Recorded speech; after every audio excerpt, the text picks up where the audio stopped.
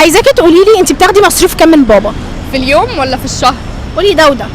في اليوم ممكن 400 500. في الشهر ممكن 8 9. ده راتب موظف ده. موظف؟ بجد؟ انت بتاخدي من بابا 400 جنيه في اليوم؟ ممكن ما يقضوش. اصلا؟ ممكن اطمع في زياده اخد من ماما.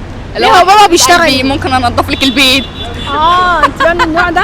والله انا مهما نضفت لماما ما بتدينيش. لا انا لو محتاجه فلوس زياده لازم انا انضف البيت كله. طب بابا بيشتغل ايه؟ بابا وكيل اداره عندنا هناك في بنها. هنروح بنها بقى. تعالوا كلكم بنها. بتوع بنها كلهم اغنياء؟ بتوع بنها كلهم اغنياء، بتوع القليوبيه كلهم عامه اغنياء. انتوا عايشين هنا ولا في بنها؟ هناك.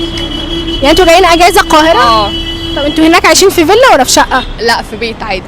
في بيت؟ بيت مستقل. ارض لوحدك يعني يعتبر فيلا.